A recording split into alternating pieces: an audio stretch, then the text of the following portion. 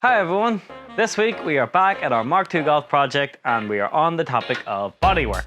Now we have sanded back and etch primed and polydust and all sorts to this subframe. So now it's time to make sure it actually lasts.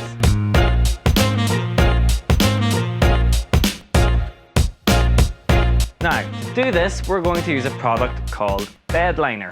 What's bed liner, you ask? Well, instead of your average under seal or whatever, bed liner is actually designed for pickup beds, believe it or not, and is designed to resist hard wear. And I'm not talking about tools. Well, tools as well. Anyway, designed to take abuse. It can resist scratches, scuffs, impact, it can resist water, it can resist salt, it can resist nearly anything. And if you want your underside to last, it is the perfect product. Today I'll be using HB Body's 955 Tough Liner. It comes in two different forms. It comes in tintable and it comes in black. Tintable you can add your own color to, which I did on my other Mark II Golf for the underside to give it that sort of factory look. However, for the likes of our subframe and rear beam, we'll just be using black. Now, using the bed liner is kind of akin to powder coating almost, in that you can put a bit of thinner in it and remove all texture. However, straight from the gun, you will have a slight stippled texture.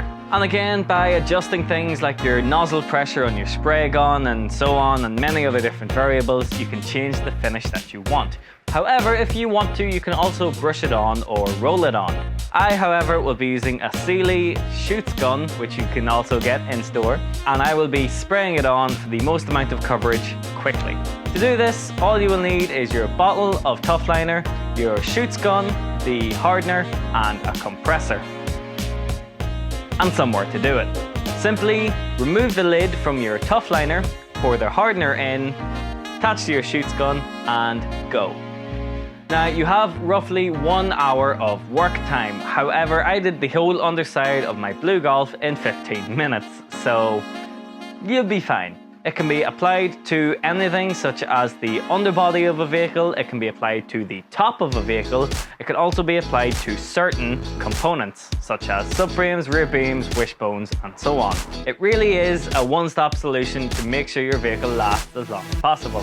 And after spending a lot of time on a project, you want to know it's gonna last. So, as simple as it sounds, let's get started.